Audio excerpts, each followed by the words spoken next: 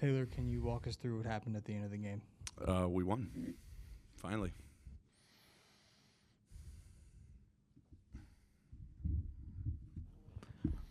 What were some of the biggest keys, especially looking like they made that run towards the end of the third? Kind of what was the message going into the fourth? Similar to the first half. I mean, despite a 39-point first quarter from us, we go up 36 points. But I thought our resilience, our responses were great. They went on their runs. We immediately went on a run. I thought our guys were pretty dialed in on the game plan. Guys that had hurt us in the past, I think we did a good job on them. And obviously, Schroeder was playing really well, and Cam Johnson, I thought we did a good job on them. But obviously, other guys, had some nights as well. But overall, our pace was a big factor in the first half. So when they went on their runs, we tried to make sure we executed our game plan again. But offensively, our pace, our movement, we understood like when we weren't touching the paint, we weren't getting quality possession. So it was kind of just recalibrating that over the course of the game. I thought our guys did a great job, even without me having to make any comments. I thought they led the timeouts great. Certain points, throughout the night, something happened. It was a free throw. They came together. I thought the guys had great feel, against a team that had beaten us twice before. And, when they made their runs, we had a response every time.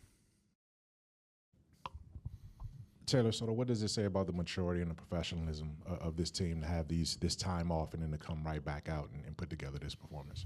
Yeah, I mean, I think it was great to actually have a rhythm. In the first quarter, those are tough when you have 4 days without a game. But felt the work that we did on Wednesday and Thursday was very beneficial off of 2 days of not doing anything, which is very beneficial as well. So I was really happy with the offense. In the first half, defense not so much in the first quarter. I thought they were just getting really clean looks. Our activity on the ball wasn't where it needed to be, even despite our game plan being good. When they were moving the ball, we just weren't, great with our closeouts.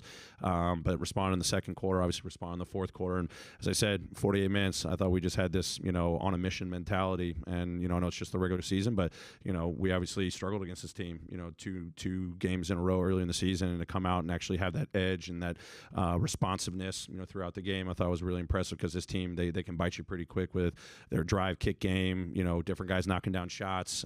We came up with the stops we needed to, and we benefited with, converting on the other end. What is the biggest difference from this team that played this next two times earlier than play tonight? 'Cause they look like a totally different team. What's the biggest difference from when they played then to what they're playing now? The biggest thing was just locked in on the game plan. I mean, we had way too many mistakes with our game plan.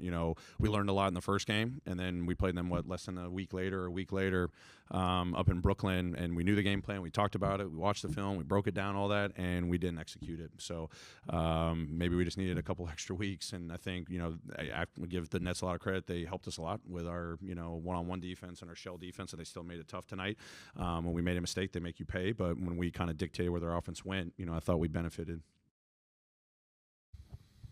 Coach, a lot of news to be made about the fire at the end of the game, but at the end of the third quarter, you made a run. Santi looked like he got fired up. He also had two shots where he wound up on his behind, but at 2 minutes left, 2 minutes and 30 seconds left, you go back and watch. He was not only made the shot, he was the first person in the paint on defense, just running the court.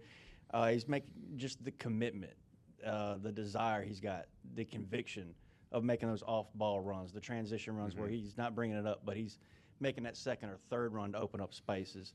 Can you just talk about how that's infectious for the team and what he's doing to really grow his game this year? Yeah, I mean, it obviously he's a heck of a player. Love the effort he gave offensively, defensively.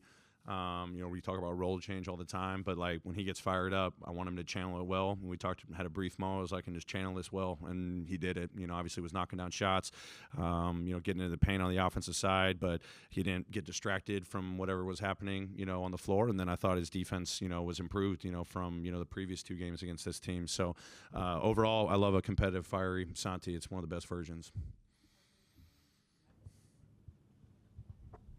Taylor, so tonight the Nets hit 38% of their threes on 53 attempts. More often than not, that's a recipe for a win in today's NBA. But just how do you feel the team kind of alleviated their three-point attack to get another double-digit win? Yeah, I mean, obviously, Schroeder's given us problems in the past.